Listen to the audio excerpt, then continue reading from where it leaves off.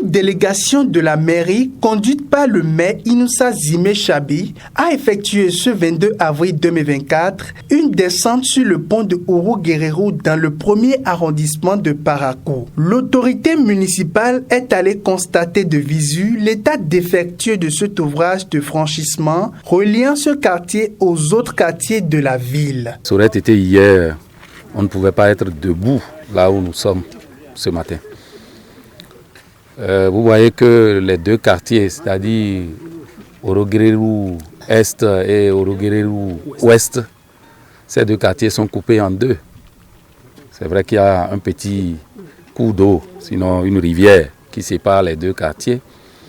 Mais pendant les saisons de pluie, difficilement on arrive à joindre les deux quartiers.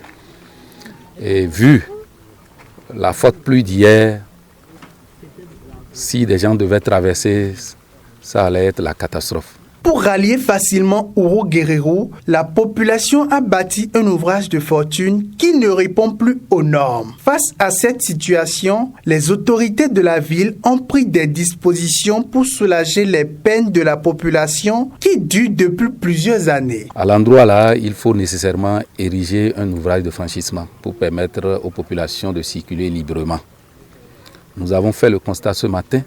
Nous avons vu que les populations elles-mêmes ne sont pas restées les bras croisés. Elles ont démarré avec l'érection d'un ouvrage de fortune. Nous allons reproduire ce que nous avons vu, faire une fiche en bonne et due forme à l'autorité, à qui reviendra la décision. Et ce qu'il faut savoir, c'est le maire l'a déjà dit, pour un ouvrage d'une telle taille, c'est que forcément il y aura des études. Et quand on parle des études, ça prend du temps. Et avant de faire un ouvrage de franchissement définitif, convenez avec moi que ça doit prendre du temps. Le chef du premier arrondissement et le délégué du quartier Kberouguera ont tour à tour exprimé leur satisfaction suite à cette initiative de l'autorité municipale qui est à l'écoute des cris de cœur de ses administrés. Mes impressions sont satisfaisantes.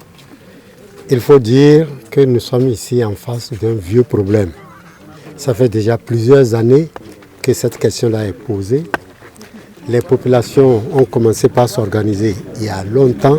Nous ne pouvons que les remercier, saluer vraiment leur compassion, saluer leur sens du devoir pour constater tout au moins ce qui est afin que la programmation puisse se faire.